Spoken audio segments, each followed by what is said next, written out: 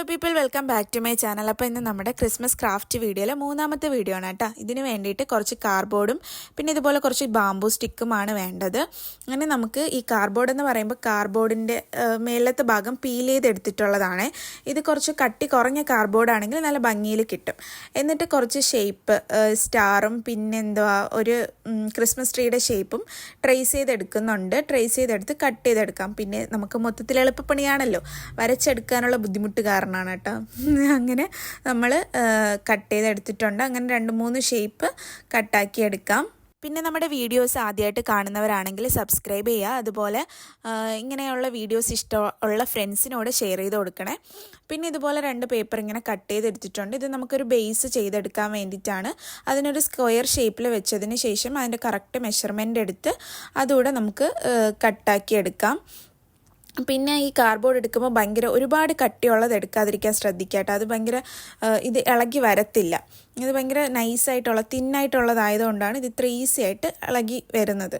ഇനി നമുക്കിതിന് ഇങ്ങനെ സ്റ്റിക്ക് ചെയ്ത് കൊടുക്കാം. ഞാൻ ഫെവിക്കോൾ വെച്ചിട്ടാണ് സ്റ്റിക്ക് ചെയ്യുന്നത്. അപ്പോൾ കുറച്ച് ടൈം വെയിറ്റ് ചെയ്യേണ്ടി വരും. പിന്നെ അതിനെ ഒന്ന് സെക്യൂർ ചെയ്യാൻ വേണ്ടിയിട്ട് അതിൻ്റെ മുകളിൽ കുറച്ച് വെയിറ്റ് വെച്ചിട്ട് ഉണങ്ങാൻ വയ്ക്കാം. അത് കഴിഞ്ഞിട്ട് നമുക്കിതുപോലെ ഓരോ സ്റ്റാറിൻ്റെയും എല്ലാത്തിൻ്റെയും ബാക്കിൽ നമുക്ക് ഈ സ്റ്റിക്ക് ഒന്ന് പിടിപ്പിച്ച് കൊടുക്കാം. അതിന് വേണ്ടിയിട്ട് ഞാൻ ഫെവിക്കോൾ തന്നെയാണ് യൂസ് ചെയ്യണത്. ഫെവിക്കോൾ വെച്ചിട്ട് ഒരു പേപ്പർ കൂടെ വെച്ചിട്ട് സ്റ്റിക്ക് ചെയ്ത് കൊടുത്തിട്ടുണ്ട് കേട്ടോ. പിന്നെ ഒരു ഹോം കൂടെ ചെയ്ത് കൊടുക്കാമെന്ന് വിചാരിച്ചു. അങ്ങനെ ഒരു ഹോമിൻ്റെ ഷേപ്പിൽ ചെയ്തിട്ട് ഇതിൻ്റെ തന്നെ 2 കാർഡ്ബോർഡ് പീസ് എടുത്ത് 2 സൈഡ് ഇങ്ങനെ വെച്ച് കൊടുക്കുന്നുണ്ട്. പിന്നെ ഫെവിക്കോൾ കൊണ്ടാണ് ഉണ്ടാക്കുന്നതിനുള്ള ഒരു ബോധം ഉണ്ടായിരിക്കണം, നല്ലതാണ്. ഉരിയെടുത്തപ്പോൾ തന്നെ അത് ഇളകിപ്പോയി. പിന്നെ വീണ്ടും കുറച്ചുകൂടെ സ്റ്റിക്ക് ചെയ്ത് വെച്ചിട്ടുണ്ട്. ഇനി നമുക്ക് ഇതൊക്കെ ഒന്ന് ഡെക്കറേറ്റ് ചെയ്ത് കൊടുക്കാം. ഹോമിലൊരു ഡോറൂടെ ചെയ്യാമെന്നാണ് വിചാരിക്കണം. അപ്പോൾ എൻ്റെ അടുത്ത് ഇങ്ങനെ ഒരു റെഡ് കളർ പേപ്പർ ഉണ്ടായിരുന്നു. അത് വെച്ചിട്ടൊരു ഡോറ് കട്ട് ചെയ്ത് അത് സ്റ്റിക്ക് ചെയ്ത് കൊടുക്കുന്നുണ്ട്. പിന്നെ ഒരു ഗ്രീൻ കളർ ലീഫ് എടുത്തിട്ട് അതുകൂടെ സൈഡിൽ വെച്ച് കൊടുക്കുന്നുണ്ട്. അങ്ങനെ നമ്മൾ ഓരോന്നും ഇതുപോലെ കുഞ്ഞു കുഞ്ഞ് സംഭവമായിട്ട് ഒരെണ്ണത്തിൻ്റെ മേളിലൊരു ബട്ടൺ ഒട്ടിച്ച് കൊടുത്തിട്ടുണ്ട്. പിന്നെ ഒരെണ്ണത്തിൻ്റെ മേളിൽ നമ്മൾ നോവലിൽ നിന്ന് കട്ട് ചെയ്തെടുത്തിട്ടുള്ള ഒരു സ്റ്റാറും പിന്നെ ഒരെണ്ണത്തിൽ ബെറീസും അങ്ങനെ ഒട്ടിച്ച് കൊടുക്കുക ചെയ്തിട്ടുള്ളത്. ഇനി നമുക്ക് ഈ ബേസിലോട്ട് ഇതിനെ നമുക്ക് സെക്യൂർ ചെയ്ത് കൊടുക്കാം.